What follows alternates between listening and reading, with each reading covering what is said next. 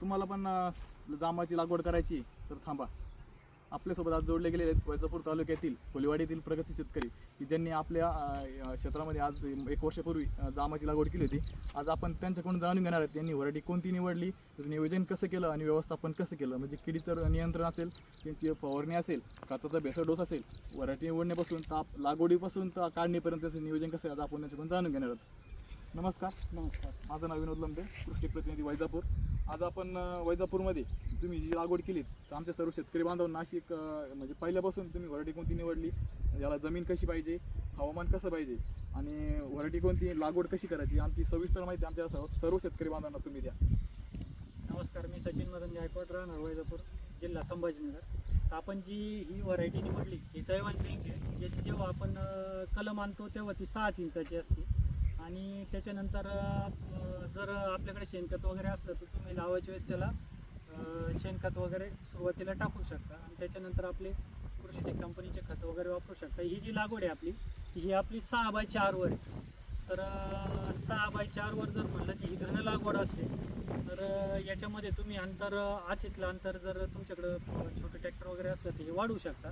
ही थोडी दाट झाली माझ्या हिशोबानं, ते थोडं नंतर कळलं, पण शेतकरी याच्यातून शिकू शकता का निदान आतीतलं अंतर थोडं वाढवा ठेवायचं, म्हणजे छोटं ट्रॅक्टर चालायला मशागतीला तुम्हाला सोपं जातं.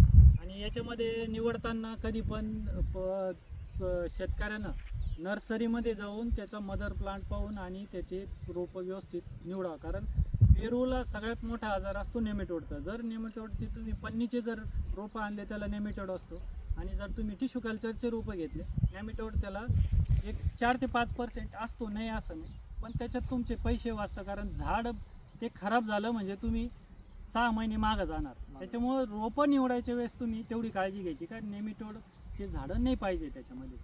आणि होता होईन याच्यामध्ये तुम्ही जेवढं ऑर्गॅनिक करशाल पहिल्यापासून, थोडेफार वॉटर सोल्युबल वापरले तर काही अडचण नाही, 19-19, 12-61, पण होता होईन जीवामृत वगैरे स्लरीवर जास्त जर जोर दिला तर तुमचा प्लॉट असा ग्रीन टवटवीत दिसतो.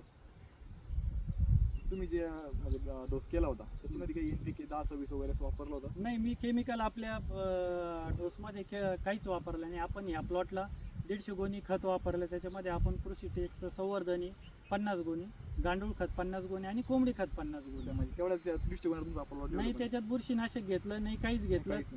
प्लेनमध्ये त्या 3 गोणी घेऊन आपण प्रत्येक झाडाला 4 किलो खत टाकलं, उजव्या बाजूला आणि डाव्या बाजूला खड्डं करून. आता तुम्ही संवर्धन आणि गांडूळ खत आणि जे कंपोस्ट तुम्ही वापरलं त्यातून तुम्हाला तुमच्या बागामध्ये काय चेंजेस वाटले किंवा काय बदल वाटले? बदल म्हणजे याच्यावर एक तर अटॅक नाही दिसत कशाचा. अटॅक नेमेटोड होता तो त्यांनी तुमच्या खतानं संवर्धनी कव्हर झाला. कव्हर झाला. आणि मेन म्हणजे पांढरी मुळीची चालना वाढली कारण तुमच्या संवर्धनीमध्ये ऑलरेडी 12 ते 17 घटक आहेत. तुमची करंज पेंट, निंबोळी पेंट, शिमला पावडर, हाल पावडर, भरपूर आहेत. मग त्याच्यामुळे काय तुमचं उमण्याचं बी कंट्रोल होतं, उमणी पण गेली, ग्रीनरी पण असते आणि जे तुमच्या जमिनीचे पडलेले NPK असेल ती कारण आपण NPK बॅक्टेरिया ते उचलायला मदत करतं.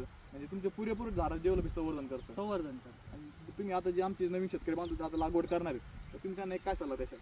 होता होईन केमिकलवर प्लॉट करू नका, रोपं व्यवस्थित निवडा आणि अंतर तुमच्या हिशोबानं ठेवा, जेणेकरून मजुराचा खर्च कमी होईल. कारण जर अंतर कमी ठेवलं, घन लागवड केली तर तुम्हाला निम्मी खुरपणीचा त्रास वाचतो. आणि जर याच्यामध्ये तुमचं छोटं ट्रॅक्टर असलं तर हे तुम्ही 7 फूट का 8 फूट जरी ठेवलं आतीतलं अंतर तरी चालतं. आता तुमची झाडं किती होतं?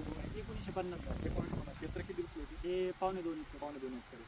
आता तुमची सरासरी एक आता जी आता तुम्ही सेटिंग धरलेली तुमची सरासरी किती का अंदाज टार्गेट पकडले? अंदाज एका झाडाला जवळपास 80+ सेटिंग आहे, तरी एक अंदाजा 15 टनाच्या पुढं माझं ॲव्हरेज निघत अशी आशा आहे. शेवटी आता वातावरणावर डिपेंड आहे. तुमचं 1 ऑगस्ट लागवड आहे, 1 वर्ष 1 महिना होत आला त्या बाबतीनं तुमचा प्लॉट हा खूप असं चांगला डेव्हलप झालेला आहे आणि शेवटी तो पूर्ण ऑर्गॅनिकवर आहे. ऑर्गॅनिक आहे. तुम्ही 5% सुद्धा केमिकल याला वापरलेलं नाही.